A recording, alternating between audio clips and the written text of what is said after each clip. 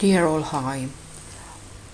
We are going to work online and we're going to use blend pedagogy, which means you will have to study in a flipped mode. That means you need to start watching some videos and listening to some information before we're meeting every Monday in a science Zoom lesson. Science is certain days. We are set on Monday, which is not the best, but we can organize a way so you can start studying in a way that learning is happening before to the session. In the beginning, for the first week, I may need to have 2 Zoom sessions so we can explain how we will be working on Monday, and then later on Friday probably we'll have another Zoom session in agreed time to see how we can get ready for next Monday's Zoom session. We will be using as a platform the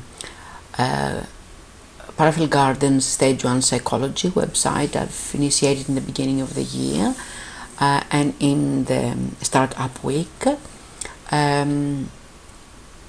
All the information we have done for the introduction to psychology, it is here, and all the information we are going to learn about social influence and behavior, it is on the C session.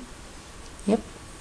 I'm having some already done, but some I'm building. For example, this is not ready, but this is ready, and we will have this session here where the assignments, the formative assignments and the revision work will be there for you to start revising for the exams that they will be online to prepare you for next year at the end of the semester. So welcome to Flipped Pedagogy and Blended Learning on Psychology in Term 2, 2013. I will guide you through this site because this is how I have decided to have it organized, and if you give me feedback, if things work for you, if things don't work for you, please let me know. So we're discussing social influence and behavior. This is our first data collection we did for our conformity assignment. I remind you, when we collected data for our research program, we saw that there are people who were complying with what was the common belief, the common sense of what students were saying in the past. We will organize that data, and we will be working at certain sessions and certain lessons for this, so you can start working on that assignment. But this is the topic we are going to discuss. We need to discuss terms related to social facilitation, what means that the social context sometimes facilitate performance or sometimes hinder performance, what is group thinking, and how social facilitation, group thinking and social loafing impact on our social behavior. We will learn about social conformity, and you need to understand conformity doesn't mean obedience, means conforming with the rules, with the regulations, with the norm. For example, my friends want to go to McDonald's. I don't like McDonald's. I'm vegetarian, but I conform with the total agreement of the group because I don't want to break my friendship. Compliance is a little bit further into the spectrum, and means I don't want to, it's not my free will, but I am obeying to the group, and obedience is the last part of the spectrum where we are forced to obey regardless of will to some decisions. And of course there are extreme obedience situations where people do crimes, for example, because they obey to the rules of the certain social context and the social norms they belong to. We're going to discuss application of social behaviors like the bystander effect, and we're going to discuss social exchange theory, where actually this theory believes that humans are exchanging behaviors and care for each other based on cost and benefit analysis, and we're going to discuss that in detail. We're going to discuss altruism and self-sacrifice as part of evolutionary psychology theory. There is a concept that we are behaving altruistically because we put others on top of ourselves, not predominantly because we're good humans, that was happening, or Christians, or good religious people, that was happening before religion. We do that because we put our nation, the we-ness, the part that I'm belonging to a group, above myself. Heroes do that all the time. Of course, we're going to discuss, if we have time, the attitude that changes behavior, and how the persuasion works in that, which is a big component of next year. That probably will be week 6 or 7, depends on how we will go. You may need to compact brain behavior because of what has happened this year. And of course, in all this time, we're going to discuss psychological experiments. So to make your life easier, I will have some videos, some crash course videos. I want you to go through these and watch them to increase your understanding, because I don't have time to watch them during class. You have to watch them before the class. The topic PowerPoint will be available here, so you can download it either from here or from down here. And this is the chapter of the textbook we're going to use, chapter 3, and I will add chapter 4 when I am able to go to school and scan it. We will be working on weekly programs, so everything is happening. You can either click per week or to the topic, and this is what we're going to do every week. So here you will be finding the session we have and the link of the Zoom, and after each Zoom I will have a recording of the session, so all the questions and answers are there for you to repeat. Actually, I want you to see it as a model of the future. This is how students work at the university. So welcome to the first year of your university mode of studying. So the happening are here, and the same order, social influence, is followed here. So you can either access from this or that, the next page I'm going to discuss today. So this is week 1 lesson. In every page you will be seeing the focus on the learning intentions. You will be working on a Quizlet, so you will need to practice. Clicking on the Quizlet, it will take you to some flashcards and you decide how you're going to learn them. But then I want you to print the test, and it will be the assignment for you. So first you can study, learn, so you can go and see the term, and the answer, and you can play with that, so in the learn mode. And then okay, so you can go, if you're familiar with some terms or you have mastered it, will take you. So you need to answer the questions there. So findings did not fully support the situational hypothesis, as not all. So this is the question, you have to tell me what is the answer. Yes. So you remember ringleaders, use your critical thinking,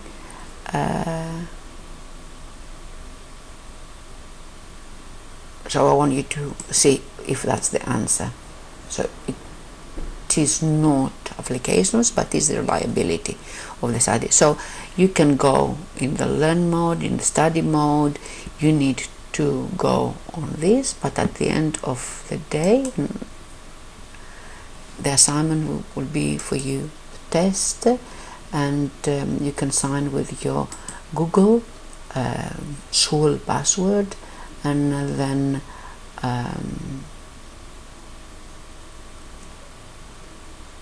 you can put your username and you can sign up, and I will put that in the Google Classroom as a test for you to take it. So this is what we're doing with Quizlet every time, and you will be doing some exercises from the textbook, and that will be, I will have first the video of the lesson, what I'm going to describe here. I'm making a video as I'm talking to you, and the PowerPoint of the lesson will be there with the specific 31st slides. So I'm starting there now. We're going to discuss the social influence, and I want you, before we do anything, to consider how do you believe your own behavior changes when you're around others. Think about all aspects of your behavior around the others, not just how you behave. Think your way of thinking. For example, are you swearing easily? Or are you behaving to your teacher the same way you're behaving to your mother or to your siblings? Are you more obedient or you're more defiant? And why? This is what I want you first to discuss, and we're going to discuss that later during the Zoom session. So this will be your first question to consider, and try to explain why people behave in a different way. And I want you to remember that when we're talking about social influence, we're talking about individuals who may be influenced in the way they feel, the way they're thinking, and of course the way they behave to the others. So to give you an inside information when we're discussing in the Zoom session, I want you to tell me how your thoughts or your feelings or behaviors may be different when you're home and when you are in the public or in a social context, and how they can change from social context to social context. How you behave with your friends, how you behave to your religious group, how do you behave in the classroom, how you behave with people you like, how you behave with people you don't like. So these thoughts, feelings and behaviors, they can be either positively skewed or positively influenced or negatively influenced. I want to see how this person has positively influenced all these people here, or how Hitler has actually influenced all these people to the extreme that they were killing other humans and committed genocide. I want you to see the difference in the semiotics. He is waving to the people, whereas here the people are waving to the Hitler, to the leader.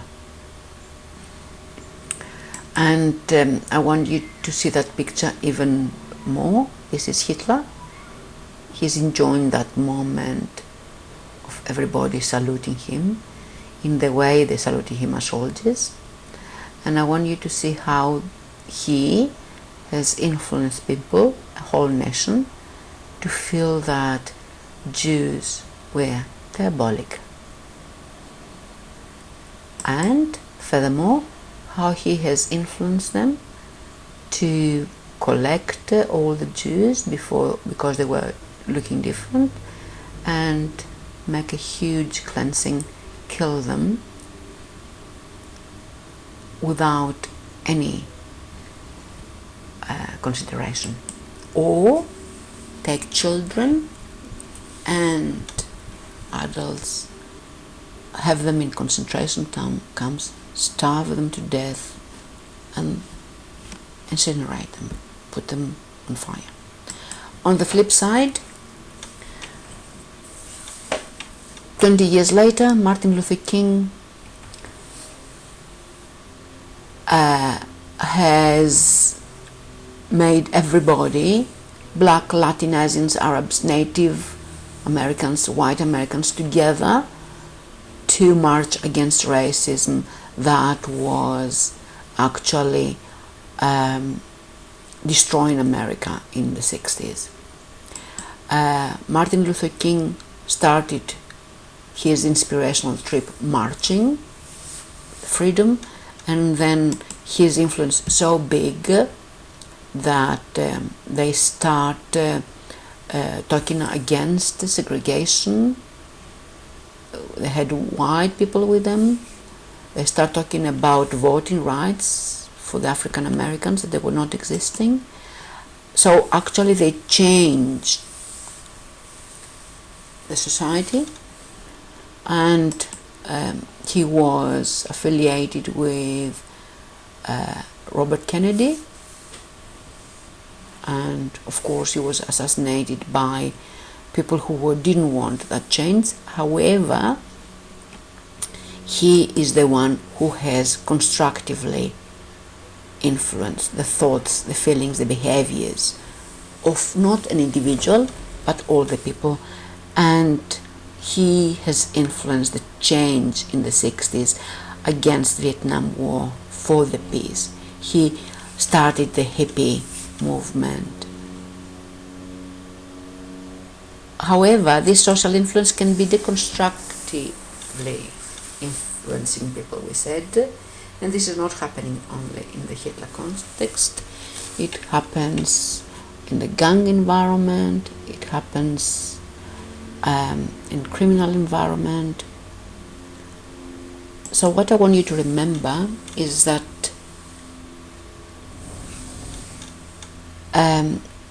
social influence is the situation where we begin to understand the effects of the various social influence in our lives. And when we do that, check why others affect our social life, then take control in every time they try to influence us, and stand for ourselves and for our beliefs. The social influence affects of the presence, affects the actions, impacts on my own actions, and it impacts me even if their actions are real or imagined. So I want you to understand that when some people around me are negative, the chances that I will become negative. When everybody around me is scared because of coronavirus, I will be scared.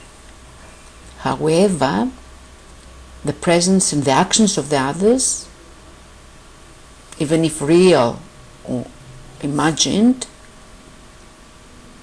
can be controlled, can make me change the way I think, feel and behave, if I understand why a person has done what's the ulterior motive. I want you to get a deeper understanding of this. We say about real or imagined actions of others. Imagine that you feel that somebody doesn't like you. You feel or you think that somebody doesn't like you. Your behavior is changing because of that thinking. That's not real, that's imagined. But the change of attitude is perceived, it's picked up by other person, and that may influence their behavior. So, for example, you're with a classmate, you think they don't like you, you don't speak to them, they don't speak to you. Because they don't speak to you, you believe that they really don't like you. They see you not speaking to them and they ignore you, and this goes on. So this is what we really need to understand. We should not let social perceptions, even imagined ones, to impact in our thinking. Why? Because when we work in an environment, the social context can either facilitate, that means make easier for me, or inhibit, that means make harder for me, my behavior and the way I perform on a task. So social facilitation, when the presence of the others make me perform better, and this happens usually in simple tasks, because like imagine somebody is asking you to answer a question and you know that the people are your friends and they empower you, or the teacher is empowering you, then you will perform better. But when the environment is inhibiting, you perform worse. Like if you're scared of the teacher, or if the others are not helping you, or if your friends are not whispering something to your ear. The same can happen with an athlete. If they are working in a field that it is facilitating their performance, they perform better. That's why, for example, teams are winning in their home, because they have their people with them. And if they're outside, away from home, they are not perform as well, because the performance is inhibited and it's difficult for them. And this is what I want you to remember. This is what's called our dominant response, the response that comes first to us in a social context, like the one that comes to my mind first. This is my dominant response, and when the task is known or rehearsed, in the presence of the others support me, because I don't really need to think. So I'm based on my dominance response and I am performing very well. However, when the task is hard and I need to think, because I'm in front of the others and because I'm scared that I won't perform as good as the others want me to perform, I'm panicking. This is the reason, for example, some people fail to kick the goal, because the heavy load of the expectation is perceived as huge. Zhang has actually established that as a theory, and he has given that scaffold that in the presence of the other people, because my arousal is increased and I'm trusting my dominant response, like the first one that comes to mind, I get the correct answer. And if it is hard, I don't get that answer, because I'm not relaxing to think. So I would like you to finish this assignment on social facilitation and social influence. You can watch the videos, but I want you to go and research Norman triplet and see, research who is Norman triplet and see how he could use his research on cyclists and fishing reels in that context of social facilitation. You can find information on the textbook. The next term we need to discuss beyond social facilitation inhibition is social loafing. Social loafing is actually described by this picture. Many hands make the work light. So when we share the load, all of us share equal, and two can actually work and support the one who's not working, and in different contexts. Yep. However, imagine that in this peculiar situation, this person is not supporting, is not pulling harder. Everybody will fall down. The same here. If he's not supporting, or if he is not supporting, they will fall down. This example of social loafing and the way that people are not working as hard when they are in groups was first identified in 1974 by Ingham. He identified that people, when they work in groups, they have the tendency to put less effort in the group activity and working on themselves, because the responsibility is diffused and because they think that others will work for them, or they're not as equally responsible. Of course, there is a difference here. We will see what we're going to talk about those who actually support the group and work harder, and those who don't, and these are effects of social loafing. So Ingham studied and observed systematically the social loafing in an experiment he conducted with a tug of war involving two teams of 8 people.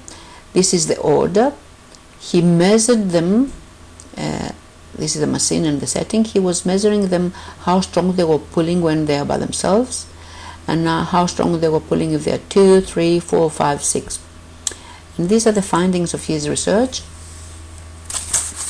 So as the group size grows, this is the level of work each person is putting. So if the person is by themselves, 100%. When they're 2, the workload goes 95. When they're 3, it goes approximately to 80. When they're 4, goes to 75, 70. As you see, when they're 8, each one is putting approximately 45% of their effort. And so this is the number of the workers they're supposed to pull. The first person of the tug war is measured. He pulls less every time a member is joined. And because of that social loafing, when the people, they tend to pull less when they are in groups, because they think the others will pull, has created the two effects.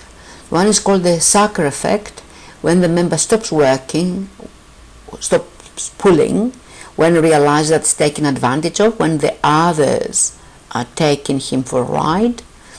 And of course, it's the free rider effect, when a member stops working if he realizes that the goal will be met even if he is not contributing, because the others are going to do all the hard work. So you have done group work, you have seen people putting less effort because they don't care, because they will get A grade once the others stop working.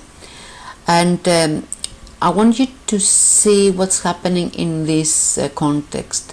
This is a question we're going to answer. For example, we have a line of production. I want you to tell me if we have the free rider effect somewhere here, or we have the sucker effect somewhere here, and we're going to discuss why it's happening. Also, I need you to tell me if in that competition we have a free rider or a sucker effect, why yes or why no. And this is, you're going to answer that later in the class or by studying. However, I'm going to support you on this by explaining to you when the social loafing is eliminated. Is eliminating when the groups are valued by its member, like close friends are working together more compared to strangers.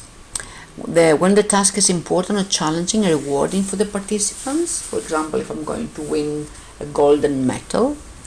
When the group is very small, so I will appear that I'm not working very hard. That's why when we're doing groups, we're doing 2 groups, and actually we will ask you to have identify the part of the work you're doing, and you will be assessed in that part of the work,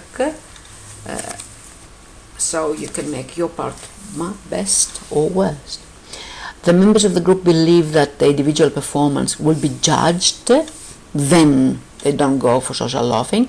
Other groups are not expected to perform so well, and because all the group will fail, some take responsibility and they lead the group so nobody will fail. For example, we have one good player and allows a team who takes over all the game and wins the game for the team, or a warrior who wins the battle for his people. Those working on task, when the group is made out of women, they're working more compared to the men. Also, when a person is believed that they can't do it without me, that my effort is needed, and when the success is well rewarded, like money-wise, and lastly, when it is personally meaningful to me. So I want you to remember when that group work is not eliminated. We're going back to this slide later. I will remind this to you when we're talking about social norms in week 5. So please remember that. That will be part of exam work. And I want you to remember that here we're working as a group, but the most important thing I want you to remember is that often groups are polarized. And when we're talking about group polarization, is that when people, when they're part of a group member, they tend to polarize, support their team more than anything else. For example, if they have a discussion, a debate about capital punishment, and some people are having certain attitudes for corporal punishment before starting a discussion, and they are somewhere in the middle between pro capital punishment and the middle, and some others against capital punishment in the middle.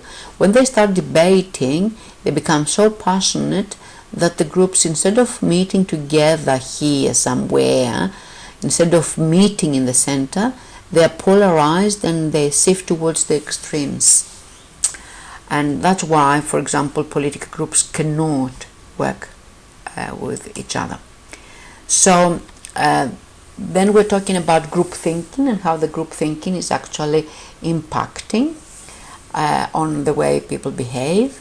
So group thinking occurs when an excessive tendency to seek consensus and agreement, and when we believe that if we fail to consider something alternative, we will fail, and we need to find better courses of action. Then we go to the group and see the best opinions of everybody. For example, if Australia states in the COVID pandemic, they were doing whatever they wanted, not coming together, we wouldn't be able to say that ATA will go for all the universities at the end of the year without disruption. We would never agree to stop the infection by sharing all this money between everybody. So that was deciding altogether that we don't go out of the house and we stay in to protect ourselves and the others. It's part of a group thinking. So group thinking is a shift from trying to make the best decision to focus on reaching and maintaining an agreement. And that means that sometimes I give something and I to take something. I lose something to win something else. So everybody can have a win-win situation. So this is happening, the group thinking, in groups that they have high levels of cohesiveness, for example in cultural or religious groups, when they have a strong and respected leader and they all abide by the leader, follow him or her in the battle to win. Whatever is that battle, could be a war or can be like a fight against the coronavirus, or a leader who is leading a sports team to win. A group is isolated from outside influences, particularly when a difficult, important decision has to be made. So actually they don't listen to anything else but their group. They go for the team, they go for us. And the groups tend to become close-minded if this goes on. They justify their decisions all the time. And for example, those who were against